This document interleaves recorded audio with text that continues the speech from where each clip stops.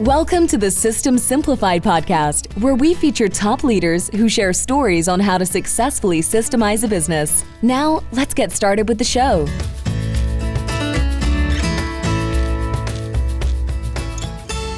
Hello, Adi Klevit here, the host of the System Simplified podcast, where I feature top founders, entrepreneurs, and thought leaders about systematizing a business. And today's episode is being brought to you by Business Success Consulting Group, where we create, document, optimize, and implement processes and procedures so businesses can grow and thrive. And today's guest is Andy Neary. Hi, Andy. Hey, how are you doing, Adi?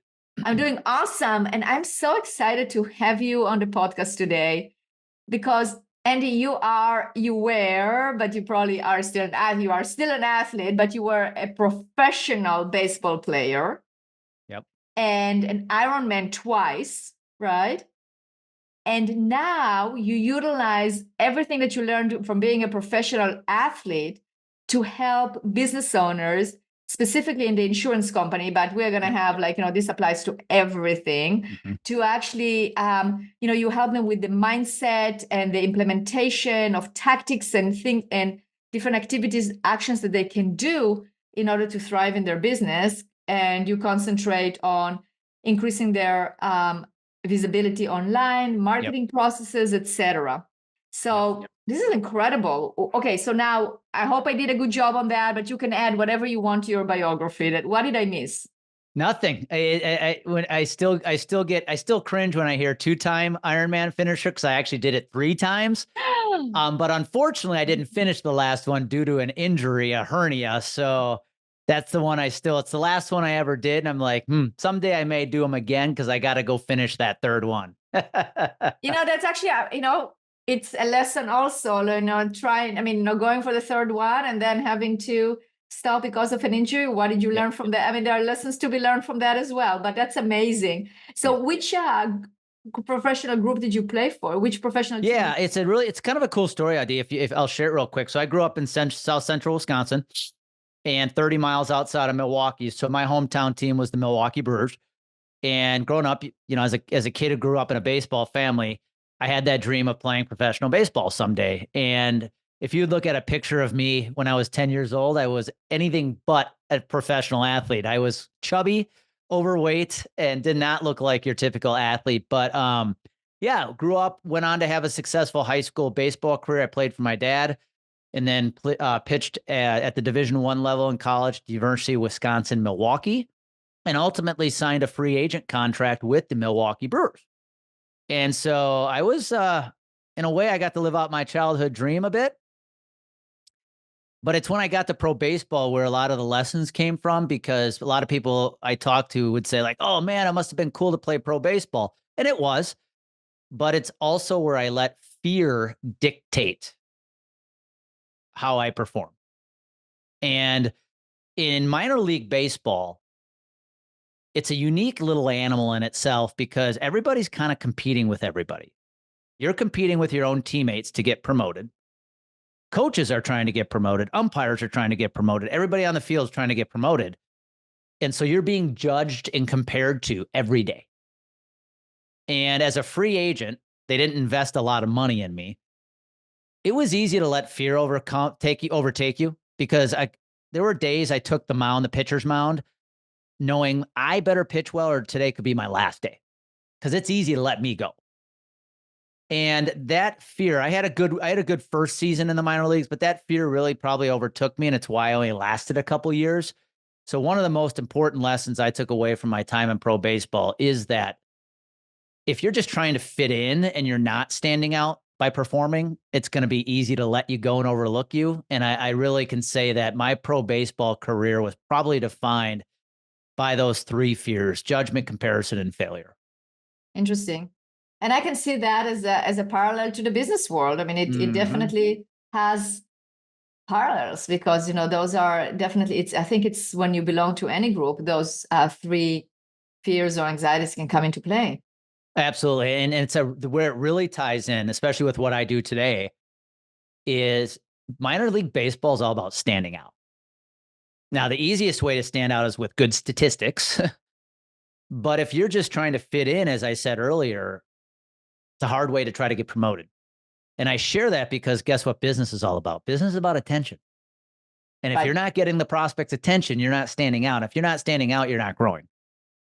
And so we work with entrepreneurs today, helping them grow their business via marketing, it's the same three fears. Some don't want to put themselves out there for the fear of comparison, judgment, and failure. But you have got to grab attention today if you're going to grow your business. It's the only way it happens. Absolutely. I agree with you 100%. So let's talk about it. Like, what is your process for grabbing attention? So anybody listening in who wants to get more attention from their prospects needs to answer these three questions clearly. Who are you talking to? Who are you targeting? What are you saying to them? And where are you saying? So when we work with clients, the who, we go through an exercise we call the 5-star prospect profile. It's answering 5 questions. Who's your favorite client today? Why are they your favorite client?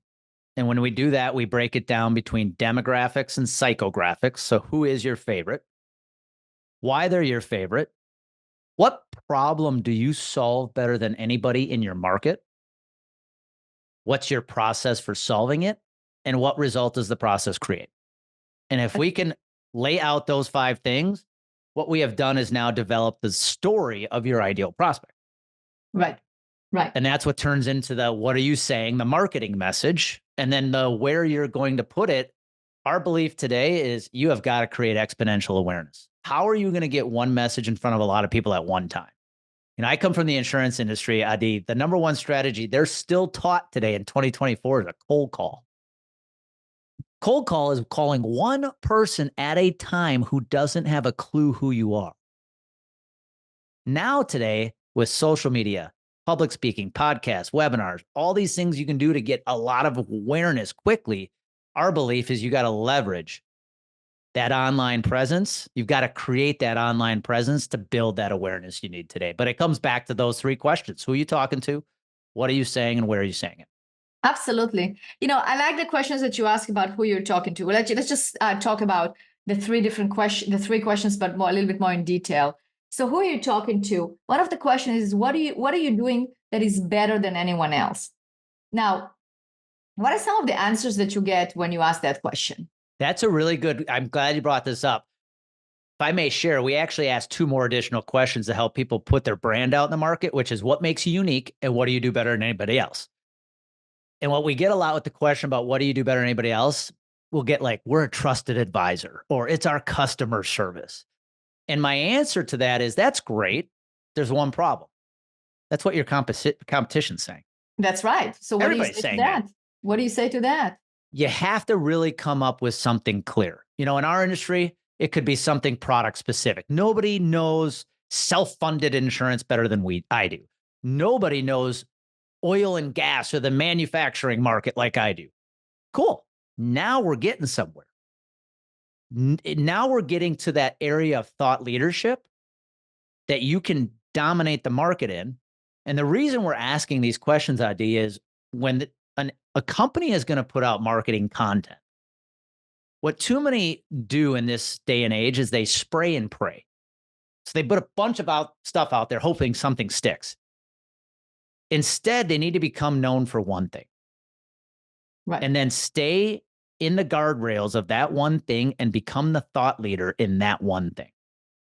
Good. So let's take an example of an insurance company. Like, give me a case study that you work with, because that unique proposition, that what are you doing better than your competition, it can be subjective. That's why I'm asking it, because I hear it a lot, like in terms of hard to come with an answer to it.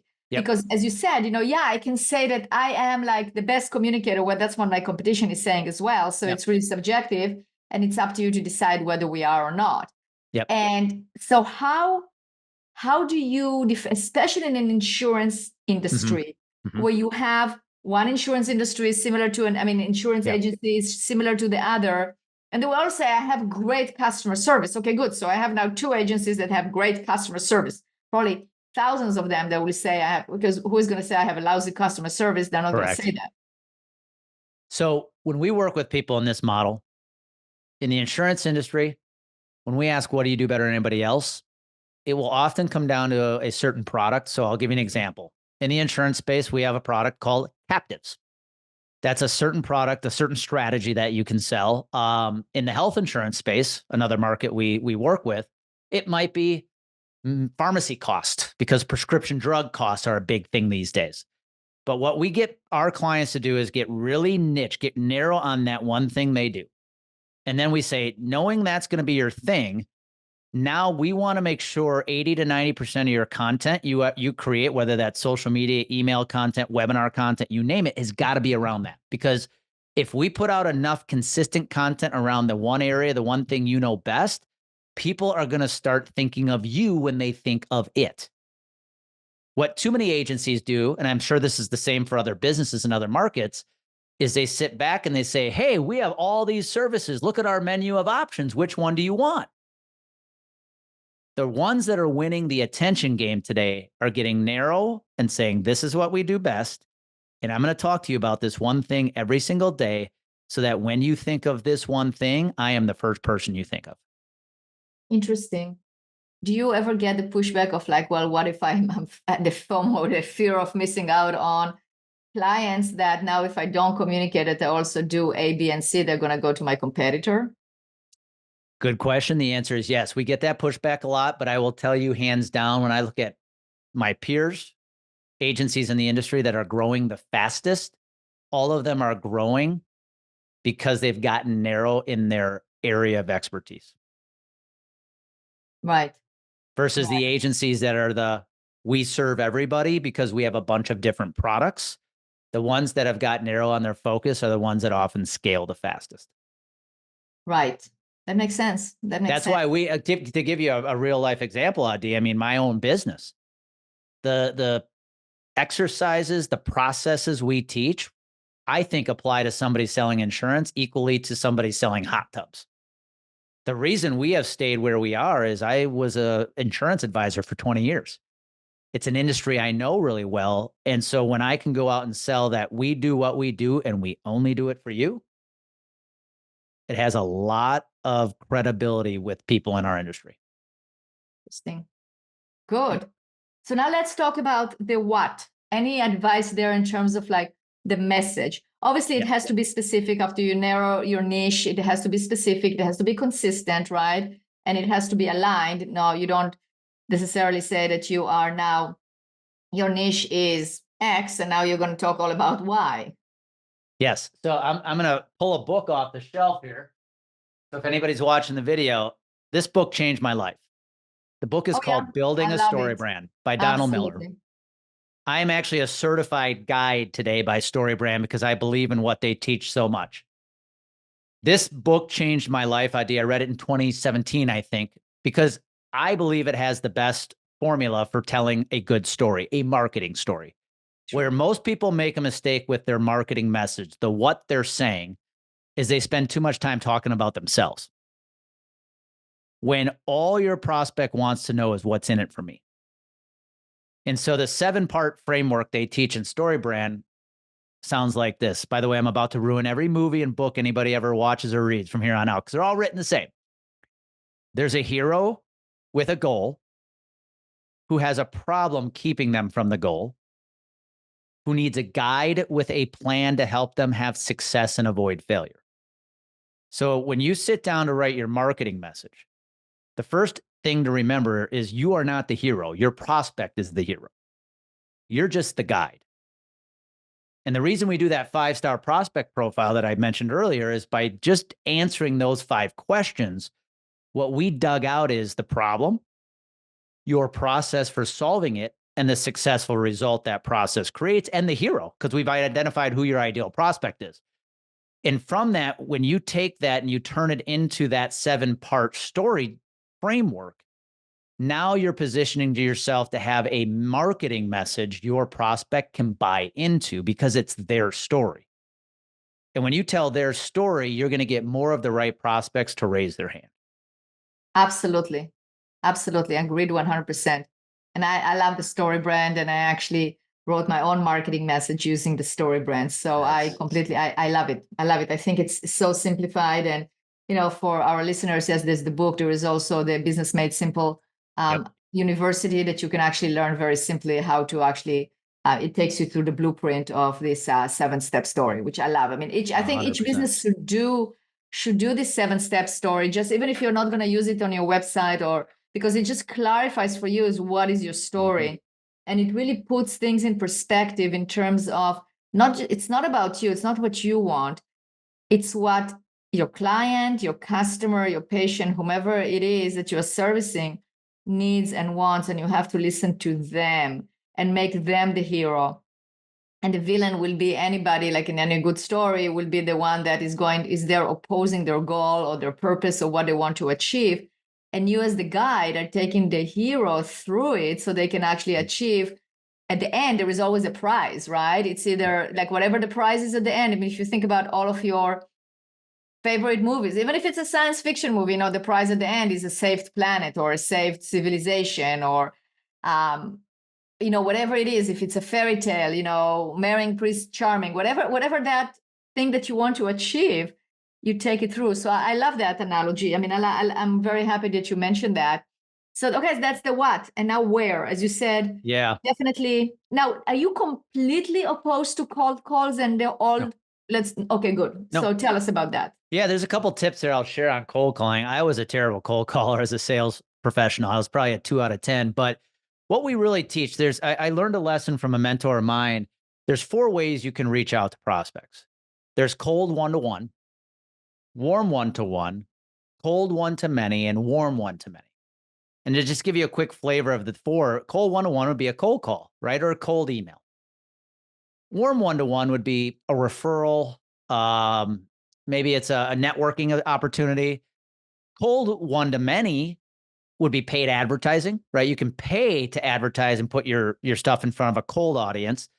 And then there's warm one-to-many, which would be things like social media, podcasting, webinars, public speaking. Where we'll spend a lot of time with our clients is in that warm one-to-many, because it's a box that is often overlooked. How are you getting that one message in front of a lot of people at one time? But to your point about cold calling, our belief is the best marketing strategy actually hits all 4 boxes. Right.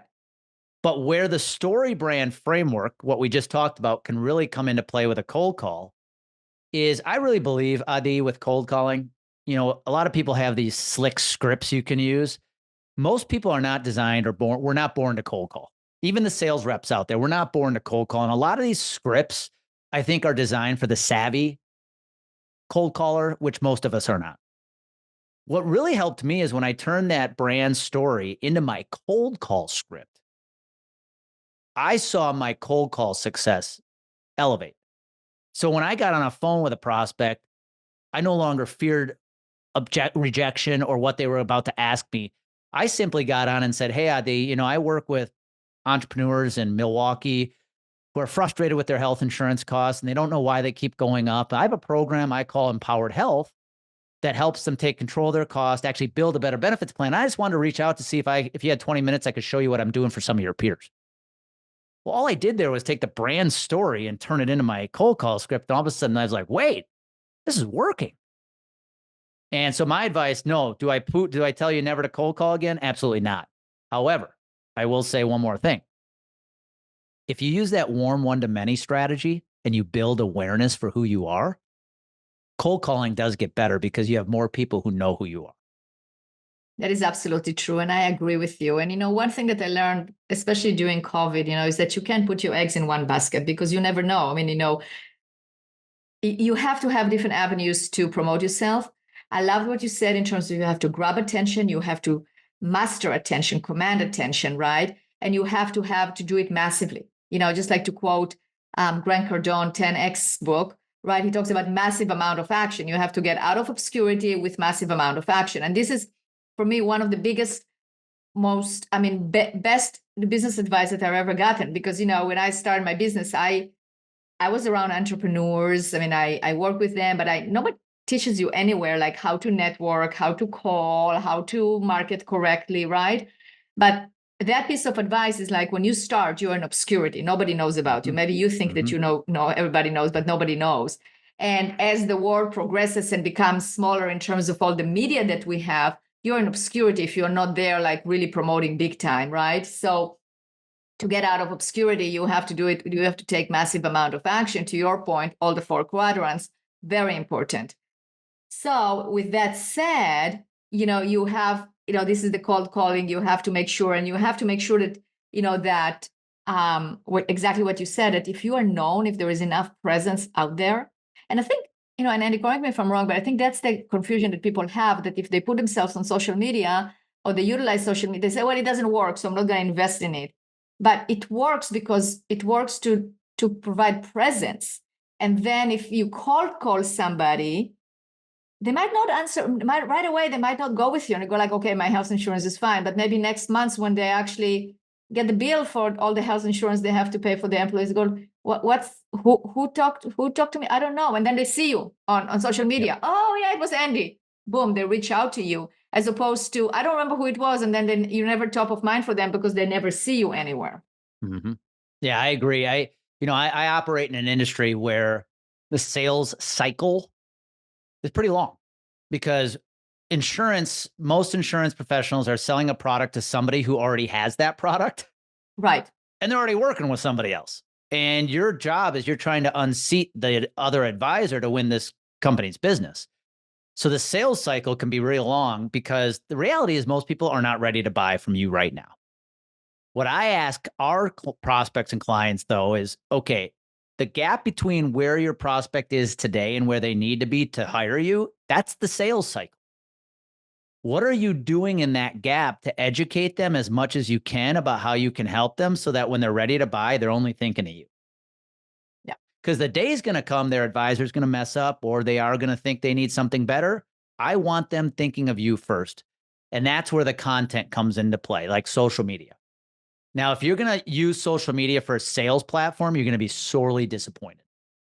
It's not a sales platform. We use LinkedIn. We teach LinkedIn. It's an awareness platform. Like you said, all the stuff offline, the cold calls, the emails, the networking, you building this brand awareness because of social media is going to make all of the other direct sales activity more effective. Right. Look, it's social proof. It's like, it's like, I'll give you an example. Like for me, like I had somebody, actually, I got a referral, but somebody heard my podcast and called me and wanted to inquire about our services. Mm-hmm. And then, I told him about it, and it's fine. And it went on. And then he saw me on LinkedIn. So then I was interested. And then I wrote an article and I sent it to him in a newsletter, and then he was interested. And then when he hit that pain point that particular article was talking about, he goes, you know what, I'm ready to move forward. Yep. Because it was just the repetition, and from different angles. It's not always the same. It's not like I'm always sending an email, but it's also seeing you and seeing it has to be genuine. It has to be like, they have to see that people are interacting with you, that you are a thought leader, that you are doing this, that you are doing that, that that you helped others, case studies, etc. And that always makes a difference. Agreed. And it's interesting. Something interesting really happens with when you decide to get more active on social media with content. We have clients, this happens to them all the time. They'll up their frequency of posting content.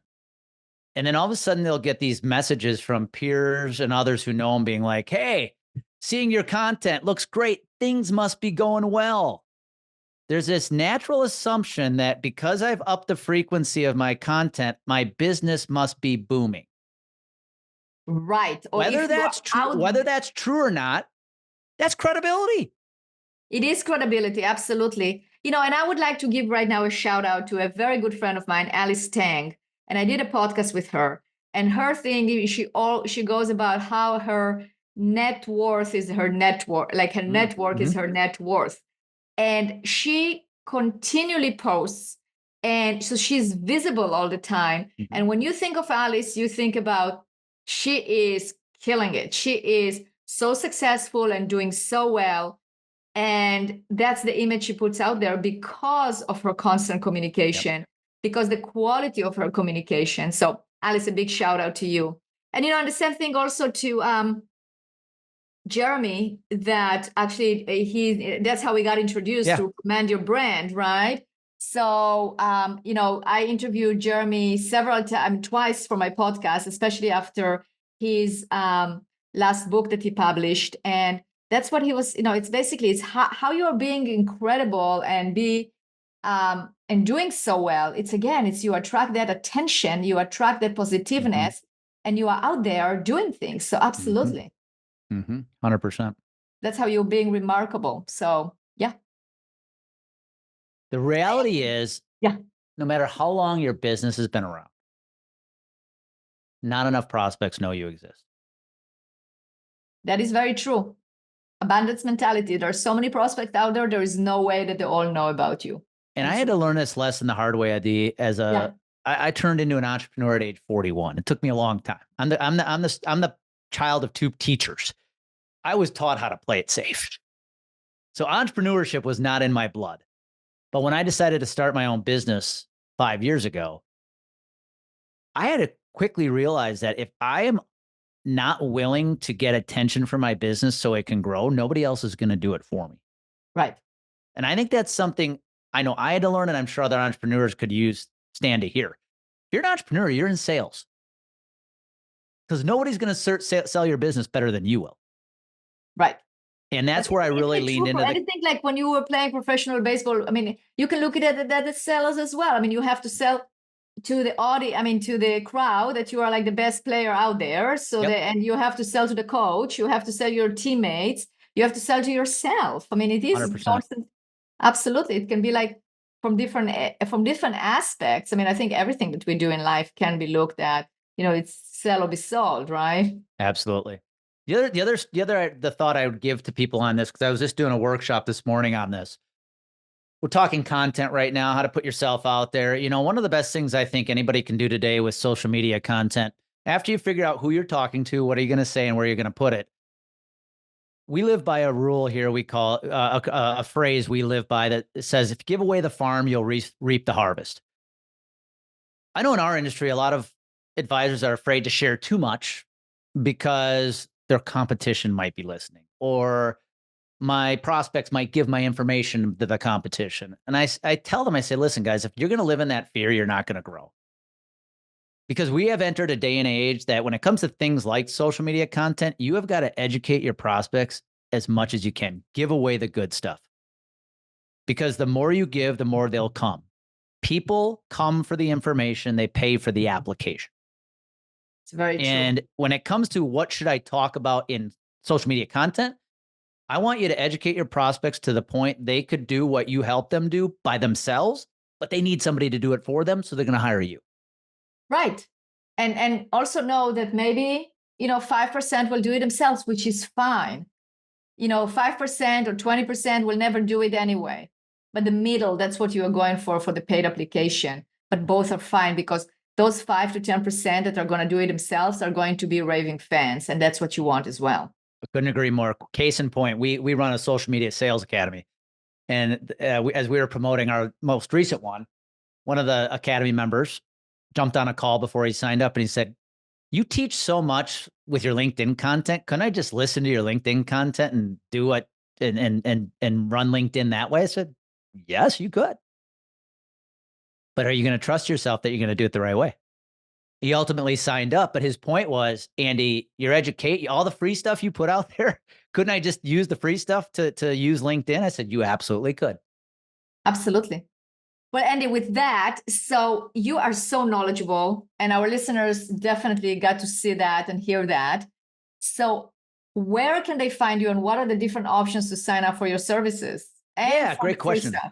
Great question. I'd tell people, number one, if you're on social media, connect with me on LinkedIn. That's our main platform. Andy Neary at Complete Game Consulting. And then go to our website, CompleteGameConsulting.com. I don't like pushing products. We run a social media sales academy, Adi, 5 times a year, where we teach people how to grow their business on LinkedIn. I think it's one of the most underutilized platforms in the market. And so, if anybody wants to know more, connect with me on LinkedIn or go check us out at CompleteGameConsulting.com. Awesome. Definitely. I recommend to do that.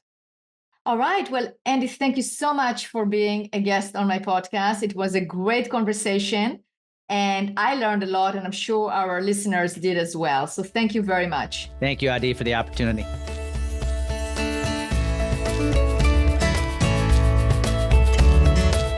Thanks for listening to the System Simplified podcast. We'll see you again next time, and be sure to click subscribe to get future episodes.